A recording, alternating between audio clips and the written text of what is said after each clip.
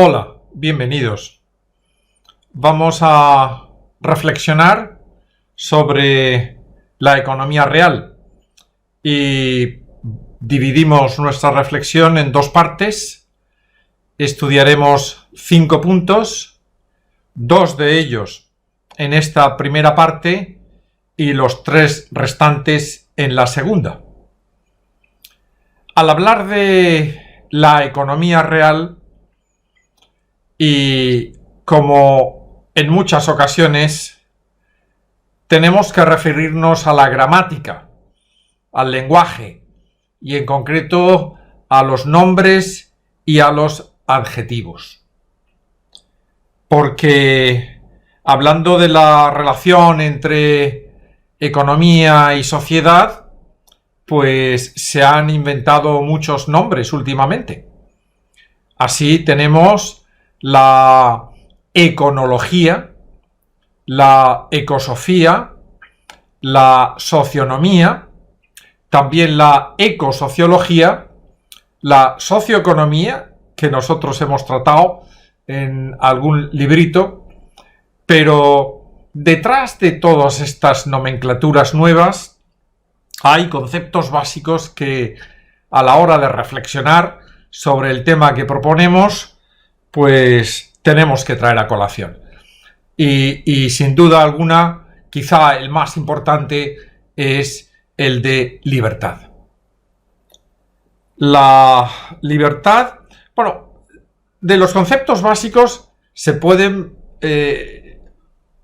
poner muchos, a los conceptos básicos se le pueden poner muchos adjetivos. Uno siempre ha dicho que con el calificativo de humano o humana sobran todos los demás. Pero aquí habremos de referirnos, para clarificar asuntos, a al menos 2 de esos adjetivos.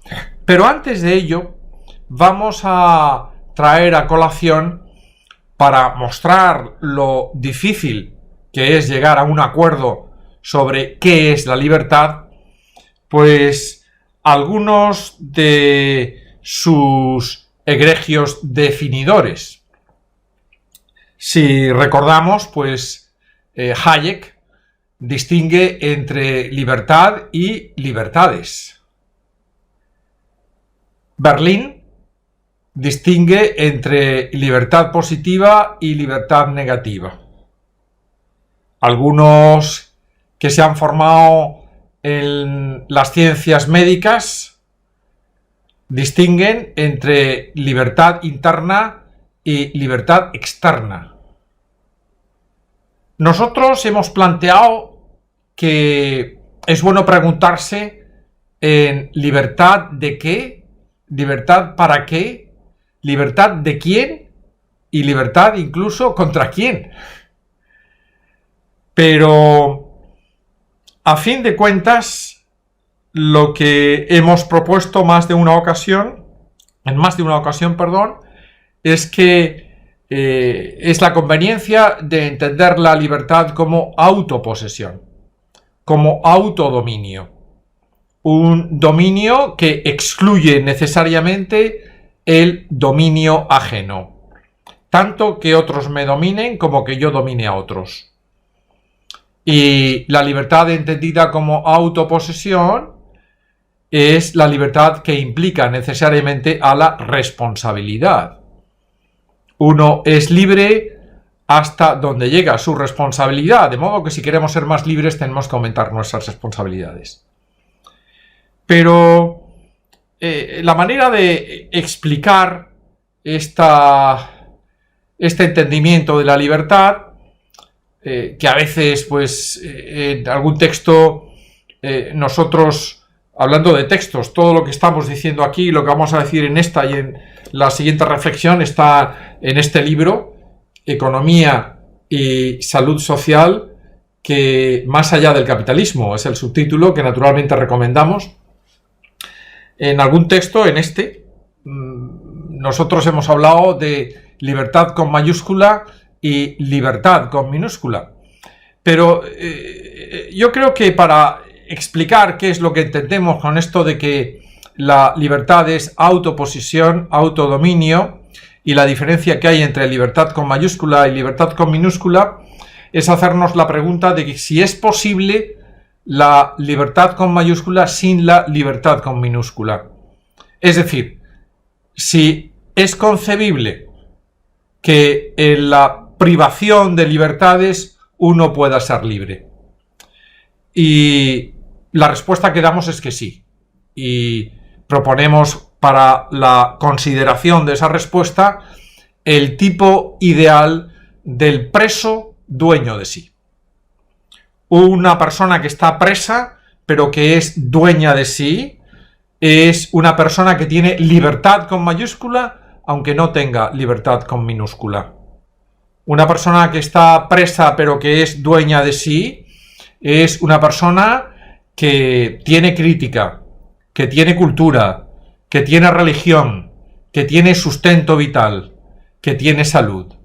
Y por tanto, es libre.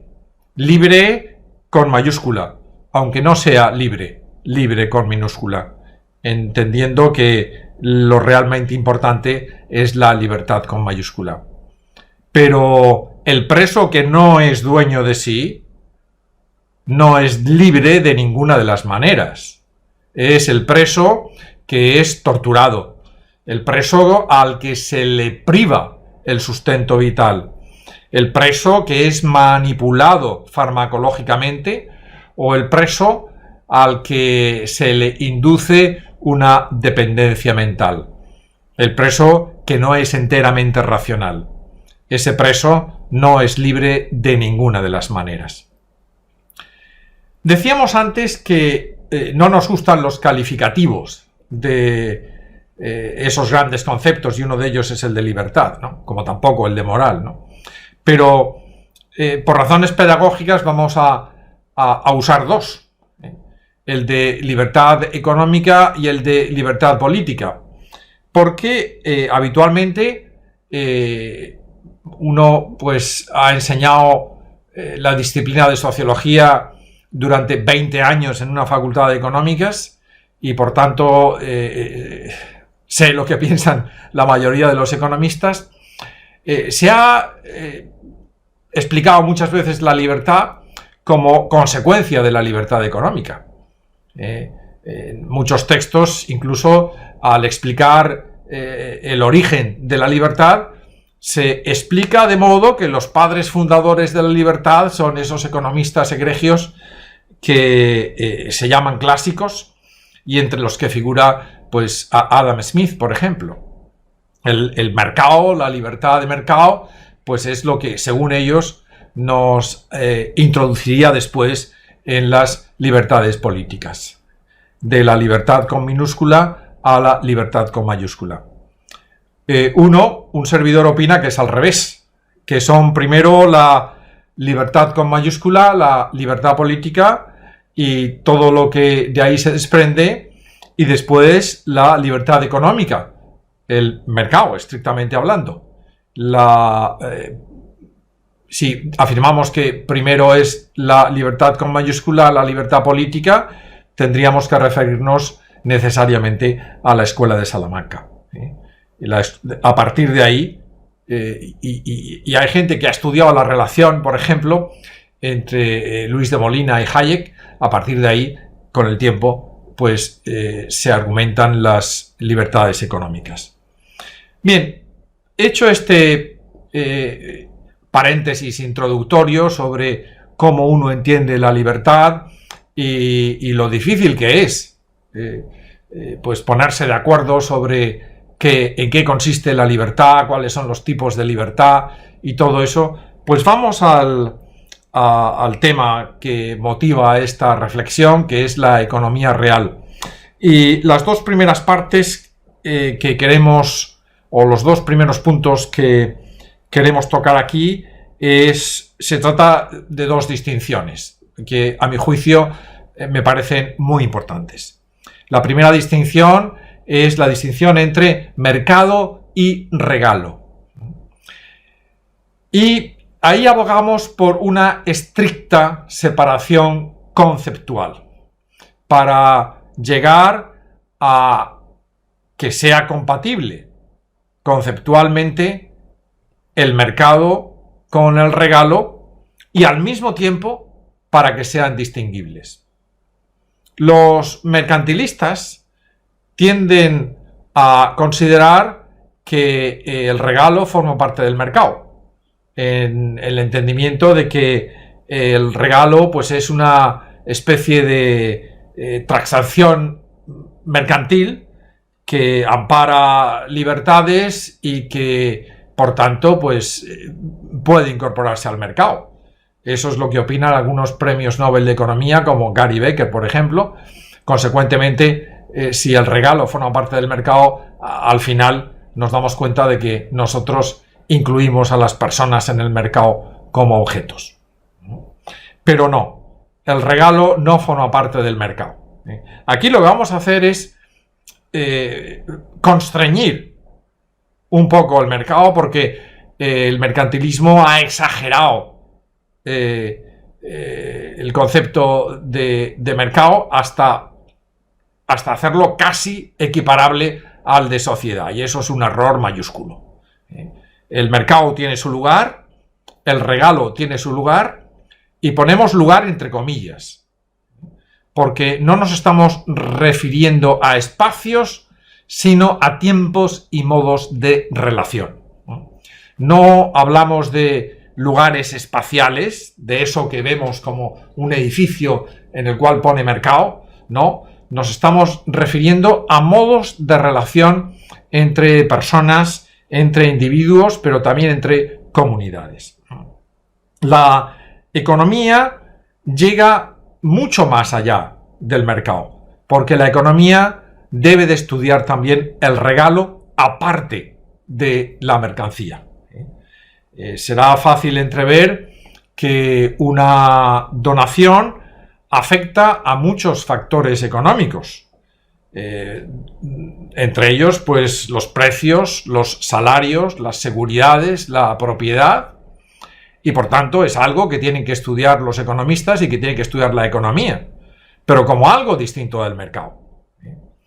Distinguir entre economía dineraria y economía no dineraria, es decir, distinguir entre lucro y servicio, es el segundo punto de nuestra consideración. Hay aquí una implicación que vemos necesaria. El dinero y el servicio se implican mutuamente. También genealógicamente, porque nosotros difícilmente podremos donar si no tenemos, y ese tener puede ser fruto del lucro, pero también nosotros difícilmente podremos intervenir en el mercado si antes no hemos recibido donaciones. Esas donaciones que operan fundamentalmente en la economía doméstica y no en la economía mercantil, y que nos capacitan para intervenir en el mercado. Nos capacitan como seres humanos sujetos libres. Hay por tanto, una necesidad de imbricar, de poner en relación, a pesar de que sean distintos, el lucro y el servicio. Sin lucro es difícil que haya servicio, pero sin servicio es imposible que haya lucro. Gran parte de las transacciones humanas tienen lugar en el ámbito de la familia, y la mayor parte de las transacciones humanas se refieren al don, se refieren al servicio. No son transacciones mercantiles. Padres e hijos interactúan económicamente fuera del mercado. Y esa economía es una economía de base, una economía fundamental, una economía vertebradora. A nosotros nos da libertad con mayúsculas el don, y nos da libertad con minúsculas el mercado. La libertad con mayúscula nos hace humanos, deviene de nuestra humanidad que se ha conformado en nuestra radicalidad familiar. Y la libertad con minúsculas es algo que nosotros podemos poner en ejercicio gracias, entre otras cosas, al mercado. Los dos, el mercado y el regalo, el lucro y el servicio, son necesarios, distinguibles y compatibles. Creo que hay que romper una lanza aquí en defensa, por lo menos entre los que siempre en nuestros escritos hemos criticado el capitalismo y sobre todo el capitalismo financiero, en defensa del mercado. El mercado es necesario. Sin el mercado no hay sociedad viable. Y el lucro es una de las consecuencias de intervenir en el mercado.